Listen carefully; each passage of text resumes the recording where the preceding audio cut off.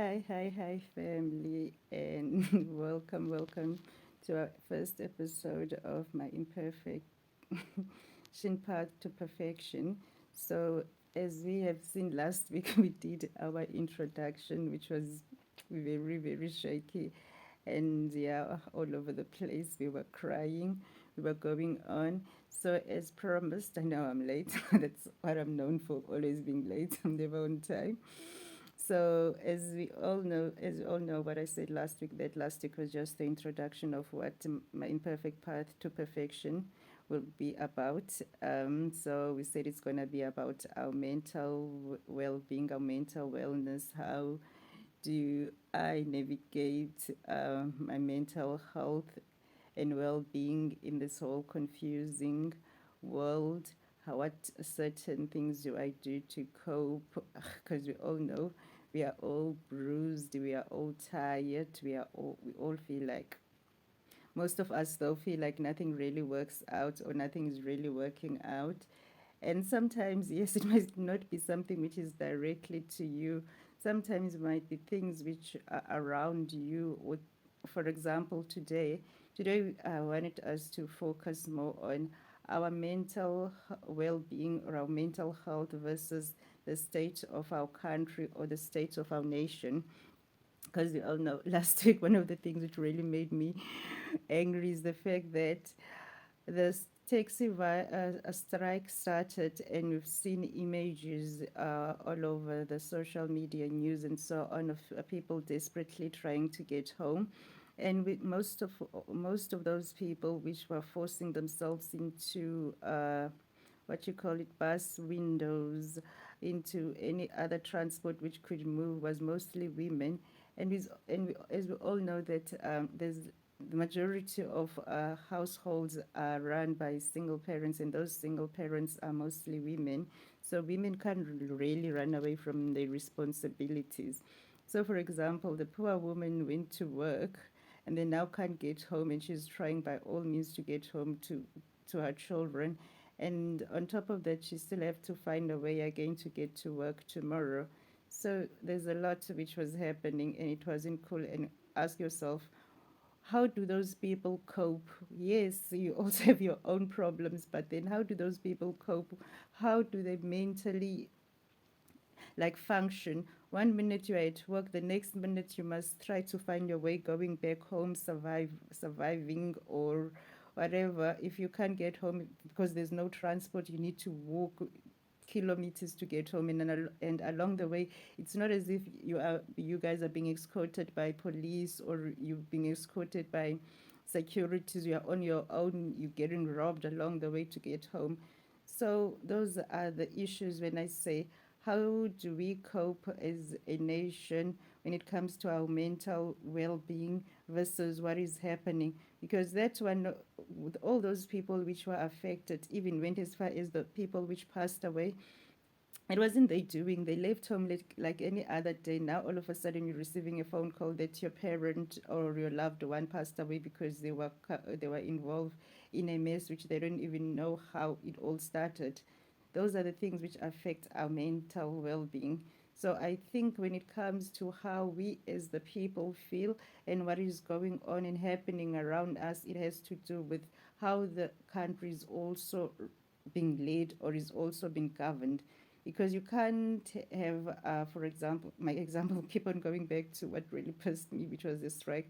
You can't really have a strike or taxi strike, which is between the Western Cape government and transport rules, or the Minister of Transport, and the people which are consumers which are traveling with this are the ones which are affected more. Couldn't there been a better solution, a better way to sort out the problem without the poor people being involved? Does our government understand that it's so difficult now to think about tomorrow these days? Because even if you are thinking of starting your own business, then you have to deal with your load sheddings and so on. You can't really think and plan and say, okay, I will try to help myself by doing this and that, because along the way you meet challenges which sometimes are not even your doing. Like I said, it's the state versus your mentality. How do you cope around state, the way of our state is, the way of our country is. How do you cope as a person? You want to do business, you start a business, yippee, it's doing well. The next minute, now you must take from the money which you're trying to save and go buy a generator so that load shedding doesn't really get you. Within the same breath, petrol, gas, diesel goes up as well. Within the same breath, everything goes up as well, and then you end up not making a profit. Then you fail in starting a business because there's already a lot of obstacles along the way which are preventing you to succeed. So how do we as ordinary citizens cope with everything which is going down, with everything which is happening around us in our country? You are forever anxious, you are forever scared. As parents, you can't safely say my child is at school, because even at school, it's a safe grounds anymore for children. Children are violent on each other. Anything just happens at school. So also bullying, we also learn or realize that bullying is increasingly every day. Whether you get bullied by something through social medias or what, that's also part of how do you as a parent teach your children how to cope out there without being violent, or how do you teach your children to protect themselves out there and not become victims? Because now it's either your child becomes the victim or they become the bully. You can't really say protect yourself, take care of others, respect others. Why does it feel like we've lost respect? Why does it feel like we don't respect anything? The only thing which we seems to respect is money. So if somebody's got money, even if they don't really make sense, or they don't really are not really they don't really have much gray matter. So as long as they've got money, they fine. We'll listen. We'll follow them. So yeah, people, there's a lot going on in our country, and I don't blame most people when they depend on drugs and alcohol, because not everybody is strong to keep a straight face and stand their ground in whatever is happening. Everybody is struggling with the finance, like I said, all these different problems. Finance, you're drowning because you can't really say, okay, you can't celebrate an increase which you have, whereby when you go to the shop, something which used to buy 2 months ago, it's now two times more. It has doubled or tripled the price. So what's the point of getting an increase in that?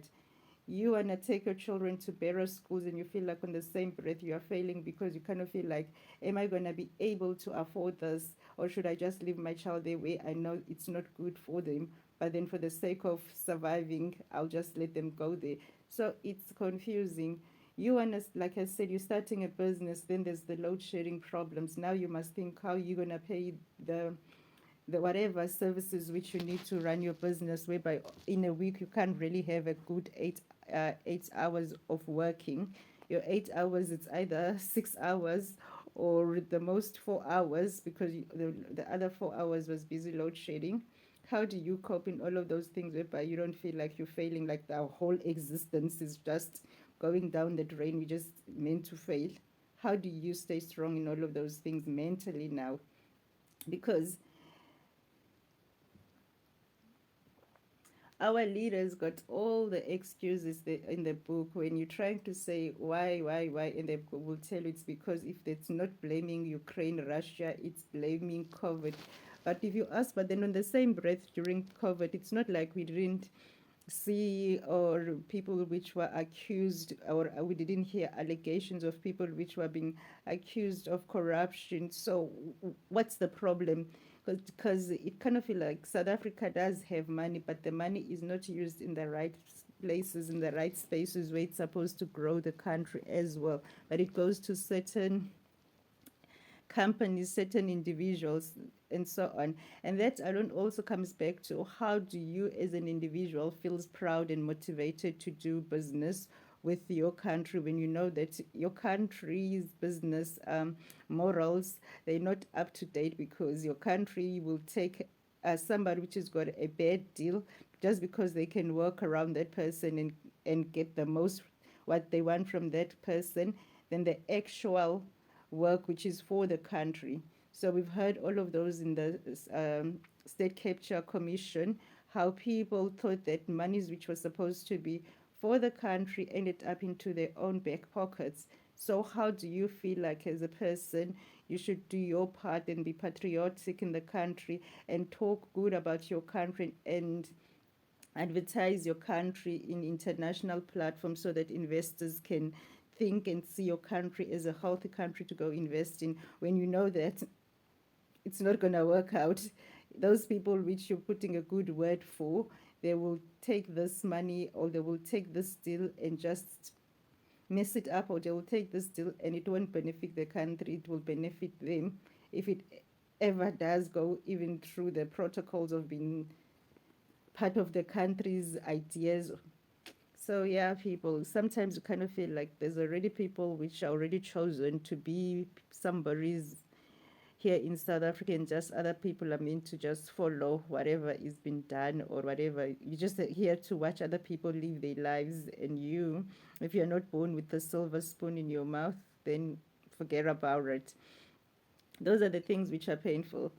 In it's sad to say this, as black people, we grew up in apartheid in South Africa. We know about apartheid and so on. We know that very few blacks had the privileges of white people in South Africa, where you could afford a big house, a 3 bedroom, shower, bathroom, running water, electricity, and so on. Very few black had those privileges before. So after 1994, we thought at least that's the standards now, that everybody will be able to live in a proper house.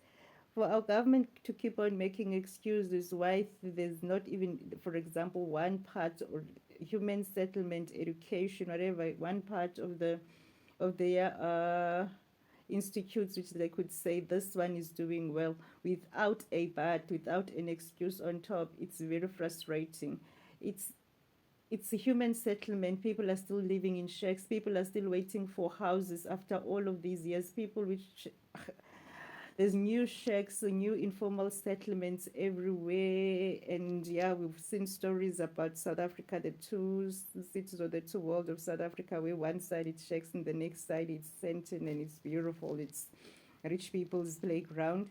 So all of those things are happening in South Africa. And then as a person, you ask yourself, how am I supposed to cope with all of these? Because some of us feel, everything you do, you feel when you're sitting next to somebody sad, or when you're in an environment which is sad and negative, you also feel drained and sad and negative until you go out of there and you breathe, and something else which is positive and vibey starts going on, and then you'll be back to something else. But around now, it feels like as a person, you can't breathe. You wake up in the morning, there's already bad news going on. Even if you don't watch news, because now the news are not just on news channel. You go to social medias, people are already sharing stories of what's happening around them or what happened last night. It's your zamazamas which are taking over the people's places because they do not have respect for any other person's properties. You've got your, gosh, what else? For example, you've got your taxi drivers, you've got your breeze streets which are bombing and exploding, and you just don't know how to function. Like, where is the good news? Where is the positive news of the day? And the next minute, when you're looking at our leaders, when you're looking at our so-called uh, leaders, yeah, it's either they are missing in action or they don't have a word, they don't say anything where they need to be sympathetic with the people, where they need to understand now the people are looking up to them. But for our leaders, that's when they go abracadabra, simsalabim missing. Because these days, I don't understand why do we even have presidents and so on when things can happen, and people which are part of the whole messed up corruption, they could get away with it, or they could still be under the president's protection. Because I feel like we lost our morals in South Africa the minute we are able to see what's going on in Parliament. Before I knew too much, I used to believe in our leaders, and that at least when they're sitting in Parliament, they're talking, they're negotiating, they're debating about the country's problems and putting aside their differences. That's what I thought it was happening in parliaments, that at least we, even if we could just be flies on the wall in parliament, we'll see that the only time our leaders are focusing on you are a DA member, you are an ANC member, it's when they are outside of the parliament buildings, because then they can represent their parties according to putting their parties first. But I thought when they are inside the parliament, yes, they are representing. For example, the DA will still represent the opposition, but they will be representing the people which belongs in the opposition, not the DA as a party. And the ANC, seeing that it's the majority, will represent the people which are the majority. Because, for example, if the people say they wanted a if majority of people say they wanted something, they wanted a school or they wanted a new houses. So I thought the ANC will be the one standing up and say we are building 20,000 houses there because the people have said that they want houses in that specific place. Even if the DA was saying, no, no, we're not allowing those people to build houses there. And then the ANC will win, obviously, and because they are the majority. So I thought that those were the discussions which goes on in parliament and where they will have to vote if there's any disagreements. But I didn't know it was all about rude, screaming, a whole leaders, our people which are supposed to be the ones showing us the way. And then at the end of the day, we thought the children were not watching all of that mess. What did we honestly think was what society are we brewing? Or are we breeding at the end of the day? Our children now don't respect anybody. The only way now we communicate and debate is through screaming and shouting. And if I don't agree with what you say, then you are already my enemy. I've never seen a people which do not like to get disagreements like the society we're living in now. If you disagree with me, then it's already a war path whereby now I want you're making me feel like I'm stupid and so on. But I thought as a leader, you always tell yourself you don't know anything. So the only thing which you're going to do is you're going to listen to your people.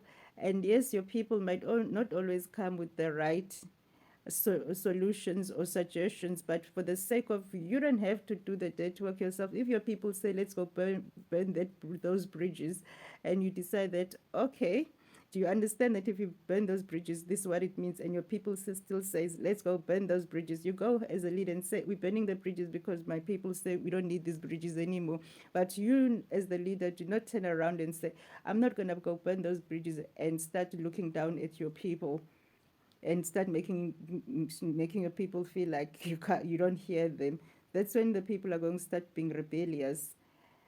So people, that's where we are today. How do you switch off from whatever is happening in the country and just take a break and feel like okay, I can't cope anymore now. I can't be thinking of everything which is falling apart around me or everywhere or even in this country. How do you take a break from that? How? Because some of us, we don't do yoga because we love just to do headstands and so on. I started, for example, doing yoga for the sake of my mental wellness as well, or well-being, which I do recommend to anybody to try to do meditation. Meditation doesn't have to be anything wow or magical about it. It's just that moment which you could just sit down. You can even sit down, drink a nice cup of coffee, and not think about anything at that moment and just focus on how the tea or the coffee tastes in your mouth and just think of beautiful thoughts, which something which you will put a smile on your face. Put a good music and listen to that music for 5 minutes while you're just taking a break from everything, from everybody, just in that little corner. For me, that's meditation as well. And yes, people switching off gadgets, switching off TV for once a day, maybe spend an hour with no gadgets, as I said, sitting in a little corner, no music. So you can have music because you'll need that sound, or you can just be quiet on your own, just 1 hour with no gadget, whereby you're really, really going to feel like you are unplugged now. So that's what we need as well, because it is bad. People, I feel like most people do not drink or do drugs because they feel like they want to. It's just pressure. As I said before, that not everybody is strong and they can cope with the world we're living in. Just head on. Some people, it gets too much. And we know for a fact now that a lot of people are abusing alcohol, whether it's done cute in the name of what you call it, in the name of entertainment, where you're gonna see beautiful girls drinking champombo baby. But the fact of the matter is, yes, South Africa is abusing alcohol, and our alcohol's consuming is starting from very very young age now. We feel like, yes, we have a problem and we can't cope, and we are coping through abusing alcohol. So, yeah, family, for today, in my imperfect path to perfection, we decided that let's check first before we bang our heads on the wall and say we are bad, nobody likes us. But actually, what kind of a country do we really live in? What does the country's leadership or non leadership contribute towards our mental wellness or mental well being? Cause and the other thing is, as South Africa, we come from apartheid, and we know that apartheid was not cute. We had a lot of past traumatic experiences and so on. And now all of those which were children or in the up during apartheid years, some are the adults of today, and all of those childhood traumas which were not dealt with, they're the ones which are manufacturing now everywhere, and people are drowning their sorrows by drinking because they can't cope. So, and yes, you might talk and say, yo, therapy, as if you could just walk anyway and say, hey, I need therapy. So only few people know that how to get mental help issues, whereby you're feeling suicidal. Even if you ask around now, how many people actually know the suicidal helpline number in South Africa? I don't really think there's a lot. And I remember during my years when we were still at school, there used to come people around school, like your child helpline people. They used to come and give us talks and create awareness. And if those 800, 123, all of those kind of numbers, the easy free numbers which used to be available. There was one for Molo Songololo, which I think it was for sexual abuse and so on. And then there was also another one, it was Childline. And there were few which used to come around schools and come and teach us, if you're feeling this certain way, or if you feel like you want to talk to somebody, here's the numbers you can use and so on. So I wish those programs could really come back again. And also our government, if they could start enforcing our children to have extramural activities after school, instead of our children roaming the streets and becoming vulnerable to gangsters, to teenage pregnancies, to HIV, all of those stuff, then the government also is failing the country when it comes to our youth. Yes, that's one of the things which actually makes me anxious, that if our youth now is this messed up, what kind of adults are they going to be? As I said, I believe that now the 45-year-olds, 40-year-olds, and so on, are those children which grew up during apartheid, which some of them have experienced our childhood traumas through apartheid and so on. And the only thing which they're doing now is just surviving and trying to cope and trying to see how far this gravy train will go.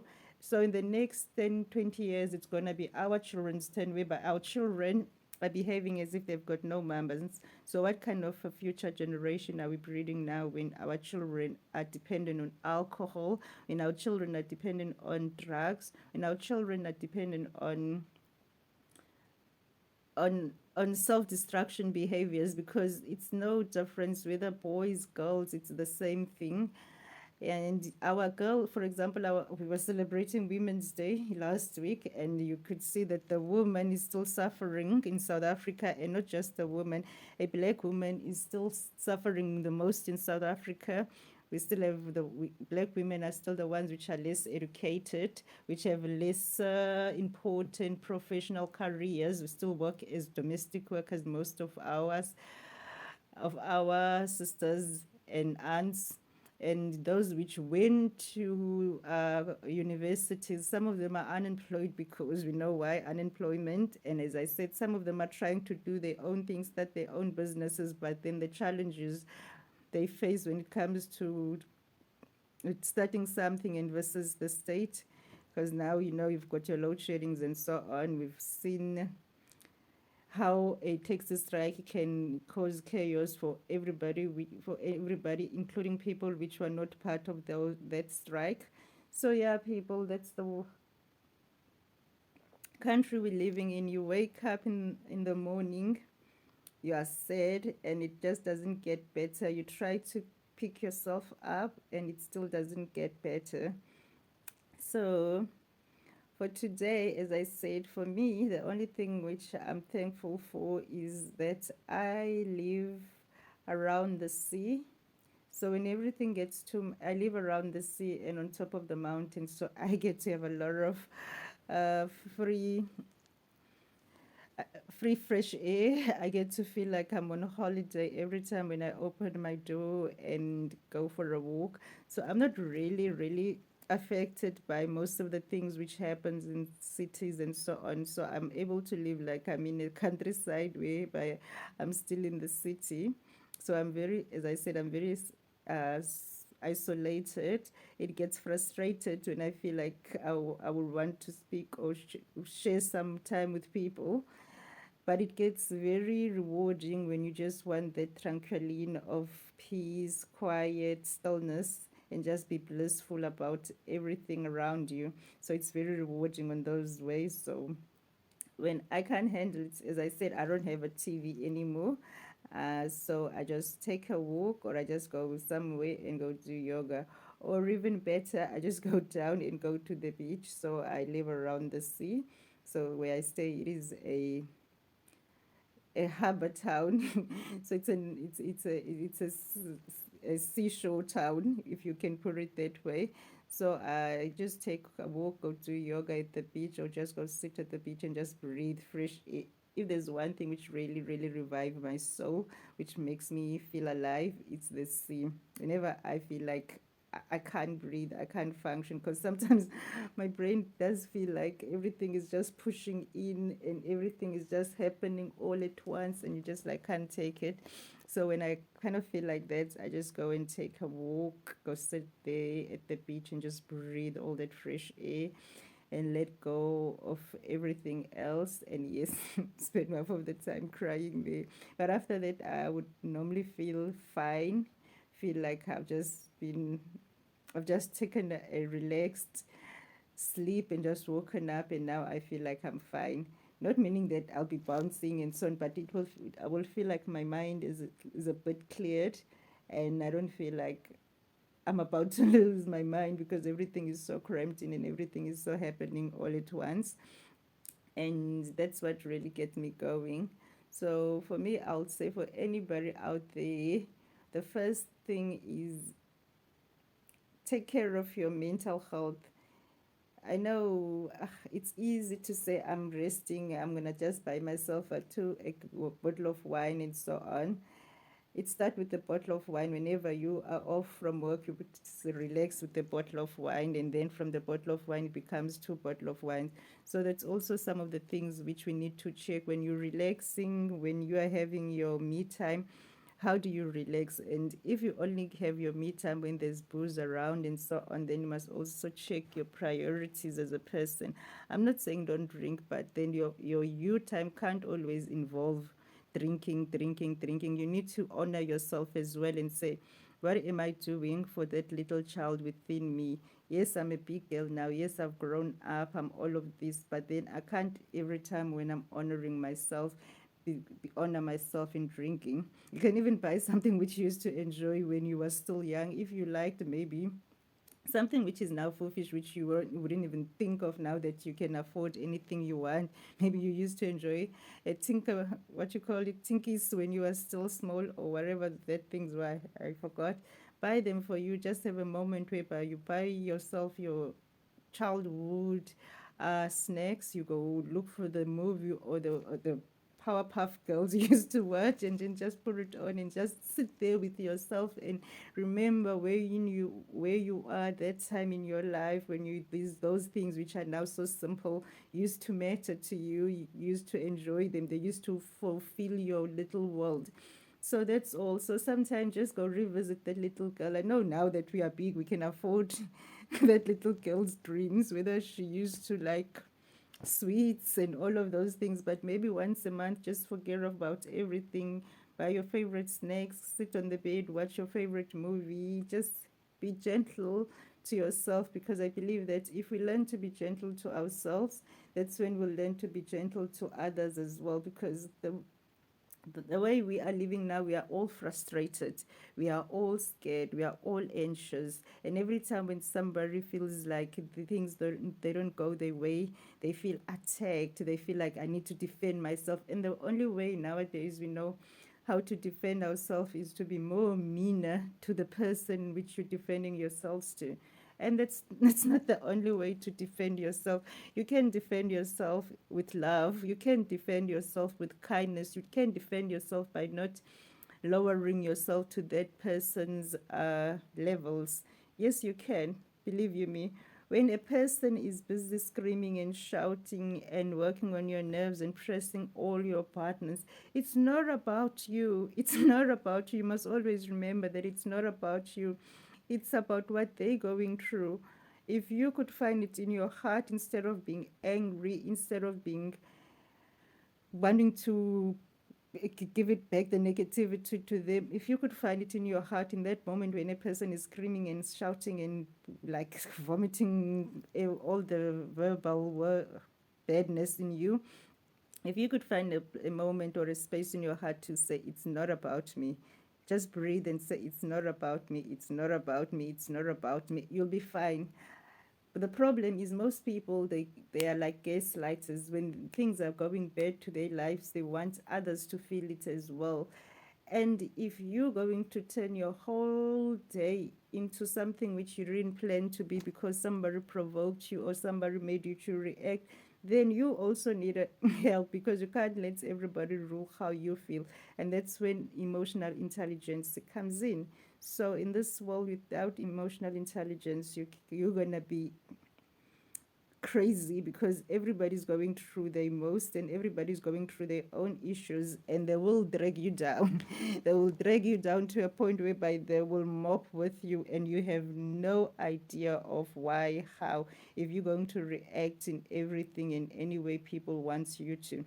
So the best thing is, you don't have to react in anything you don't want to, because people are going through their most, and I've seen that people are angry and people just want to fight, and people do not know how to resolve things without fighting. I am one of those people. Yes, I don't like to feel like I'm wrong, but on the same time, I know that I'm not always right. So what happened is this: is if somebody has a different idea than me, I don't go and attack them. For if I'm sure I'm right, I will try to find an intelligent way to let them know that you are wrong, but I'm right. And it won't be in a way of dragging the person down, and it won't be in a way trying to create a show off of that person, that look, now I'm trying to belittle this person. And if that person is willing to learn, they will take the advice and they will be happy with what I was trying to do. And if they are not easily, then they will get agitated and they will feel like I'm attacking them, and then they will drag me and bring it to the streets, even if it was something which was done with respect. And they will, some people do know how to disrespect you in a nice way. So yeah, families, I think like for today we are finished. I said last week we're gonna do 30 minutes. We're almost on 40 minutes now. So this is our first episode of my imperfect path to happiness. My imperfect path to sorry, I'm just looking at something. Oh, my imperfect path to perfection. I have to write it somewhere now because I need to start getting it in my mind. My imperfect path to perfection. So we're so imperfect that we can't help ourselves, but then we're getting there. We will be fine. We'll be all right. And this was our first episode, as I said last week, was our intro. So today our topic was our mental health, or our mental wellness versus the state of our nation. How do we cope mentally with everything which is happening in our country? around us, if not also in the world. How do we even get to one day at a time in a country whereby every day is an uncertainty, whether you're employed, whether you're unemployed, whether you're doing your own business, whether you are a student, there's just nothing guarantee. So that was our first episode for today, family. Thank you for all the love, and I really appreciate it. And I'm sorry for last week to go all off and start crying and it's not coming out of my nose. It was just too much. I just couldn't understand it, that things just seems like they are becoming worse and worse instead of getting better. And if you poor in South Africa, it's even getting more depressing to live in, because it's like we're really slowly but surely becoming the next Zimbabwe, or we are becoming a mini version of Zimbabwe. We've got the load sheddings, which you can't even plan your day properly. You've got the transports, which if any time the taxis decide they're not on the roads, the whole place could come into a chaos standstill. And you've got a president which is never there to comfort, which is never there to guide the people when people are confused and uncertain of what's next. So, yeah, family, that's what we are all about today. So, how do you cope with all of that going around, and not be addicted to some sort of a coping mechanism, whether it's going to be booze, drugs, or anything which is self-destructive, just to cope? Because most people now are on autopilot. They're just coping. They're coping. They're not even surviving. They're just coping. If you wake up and be able to run this day and wake up tomorrow and do the same thing, that's good enough, because nobody knows what's next. Anyway, family, bye for today and see you again next week on our second episode of my imperfection part to perfection. My imperfect part to perfection. We'll get it right. Imperfect part to perfection eventually. So, bye, family, and thank you for all the support.